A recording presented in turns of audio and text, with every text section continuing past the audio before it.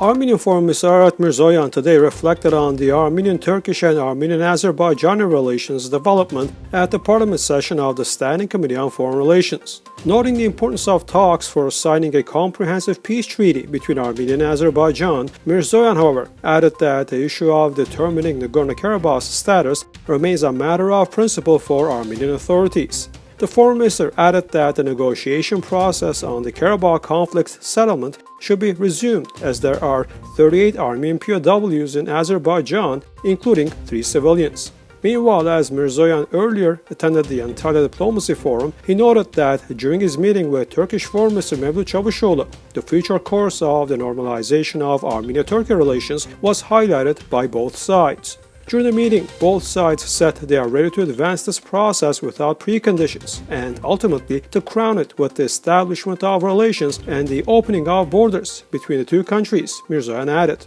Earlier on Monday, Mirzoyan had phone talks with his Russian counterpart Sergei Lavrov. Their talk came after Lavrov had phone talks with Foreign Minister of Azerbaijan, Ceyhun Bayramov. Thus, during the phone talks, the Armenian Foreign Minister presented the situation created on the Armenian-Azerbaijani border and in Nagorno-Karabakh as a result of provocations and violations of the ceasefire by Azerbaijan. Mirzoyan also presented to his colleague the position of the Armenian side regarding the start of negotiations on a peace treaty between Armenia and Azerbaijan. In this context, the role of the co-chairs of the OSCE Minsk Group was given importance. The foreign minister already said that the principles put ahead by Azerbaijan do not fully reflect the entire agenda of the existing issues. For the Armenian side, it is fundamentally important that the rights and freedoms of the Armenians of Artsakh are clearly guaranteed and the status of Nagorno-Karabakh is finally clarified. Inflation in Armenia will be around 5.5% in 2022, Minister of Finance Dikran Khachaturian told reporters on Monday. Up to 1.5% deviation is possible, the minister added.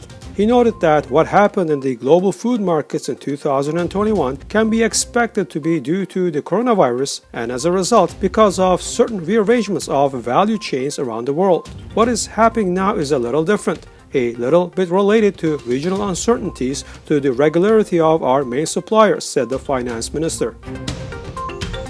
The situation in Ukraine remains unstable. The sides are trying to find solutions to the Ukrainian-Russian crisis. Ukrainian President Vladimir Zelensky said in an interview with CNN that he is ready for negotiations with Russian President Vladimir Putin, noting that if the negotiations fail, it would mean World War III.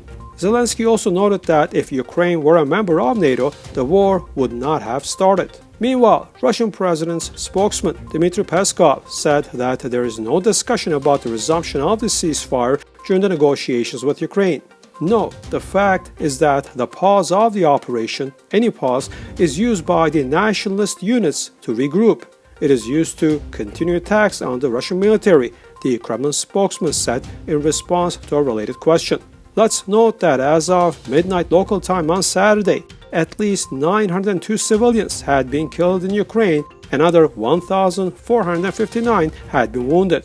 Amid the unstable situation, the international community continues to punish Russia. The French authorities have frozen the funds of the Bank of Russia worth 22 billion euros, as well as accounts and property of individuals sanctioned by Western countries. While the member states of the European Union are currently developing the 5th package of sanctions on Russia in connection with the events in Ukraine.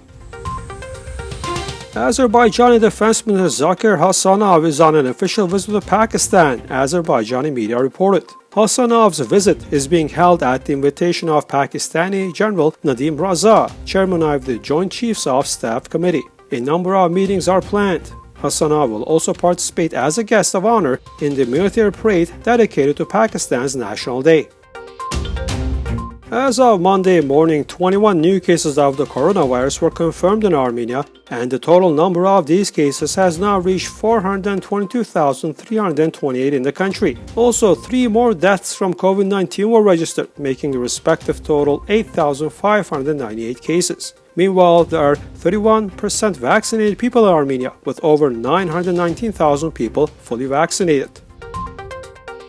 Rosa Lynn, Armenia's representative at this year's Eurovision Song Contest, has just released her entry song Snap together with the official music video. Snap was written by Rosa Lynn, Lars Principato, Courtney Harrell, Ali Crystal, Tamar Madrosyan-Kaprelyan. Lyrics are by Rosa Lynn, Lars Principato, Courtney Harrell, Ali Crystal, Tamar Madrosyan-Kaprelyan and Jeremy Du Soleil. The music video was directed by Aramais Hayrabetian.